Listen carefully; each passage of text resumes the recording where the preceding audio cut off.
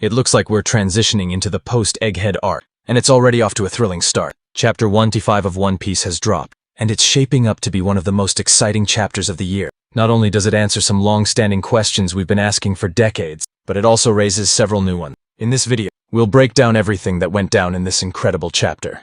So stick around after the intro. Hey everyone, welcome back to the channel. Before we dive into today's content, make sure to like, subscribe, and hit the notification bell so you don't miss out on any updates. Now, let's get into the breakdown. And before we begin, stay tuned until the end of the video, because I'll explain how Oda once again proved his genius with this chapter. Let's start with the cover story. The missing person here is someone Frankie worked with back in Wano. They were involved in a construction project together, remember that? We might be getting a mini arc involving Yamato searching for him. Let's see how this cover story unfolds. Now, moving into the chapter itself, the first major shock comes from Rob Lucci, who says he killed Stussy. However, in some translations, it's mentioned that she died in combat. We'll need to wait for the official translation to clarify that, but there are a few possible scenarios here. The first is that he's telling the truth and killed Stussy off-screen. Remember, we haven't seen her since Kaku said goodbye to her. The second possibility is that Lucci thinks he killed her. He had attacked her earlier while aiming for Vegapunk, and maybe he didn't check to confirm. This would mean Kaku lied to cover up Stussy's escape. The third option is that Lucci lied about it, either to cover for Stussy or to save himself from taking the blame.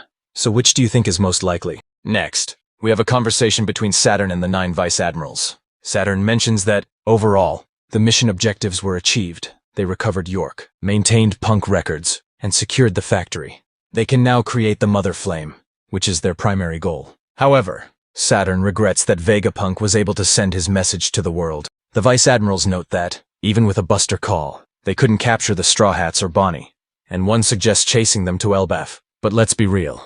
Those Vice Admirals wouldn't stand a chance against the Straw Hats on Elbaf. Saturn wisely says it's unnecessary. He then reflects on the irony of the Iron Giant's actions. We get a flashback to 200 years ago, where Saturn was responsible for preserving the Iron Giant. He mentions it could have military value in the future, which explains why it wasn't destroyed. This suggests the Gorosei are centuries old, though I doubt Saturn has been around since the Void Century. He doesn't seem familiar with everything from that time. Back to the Vice Admirals. Doberman makes a bold move by questioning Saturn. He asks if Vegapunk's message was a failure, and if so, does that mean it's true? This enrages Saturn, who uses his powers to seriously injure Doberman.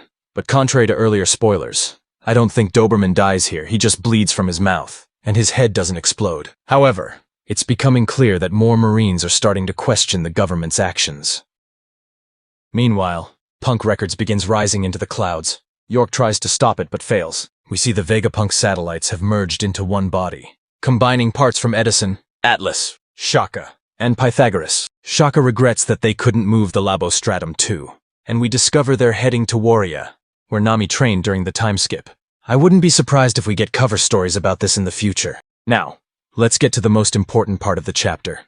The Tenryubito are finally starting to face hardship. They complain about food shortages, with some whining that they missed a snack. This scarcity is only going to get worse, and I believe Dragon's behind it. His strategy is brilliant, and soon we'll see these celestial dragons suffering like they made others suffer. In the room of the world's highest authorities, a new face appears, St. Figurland Garling, dressed in a suit and cape.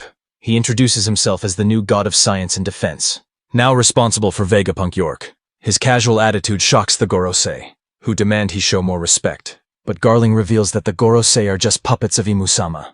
This chapter also gives us one of the most chilling deaths in the series.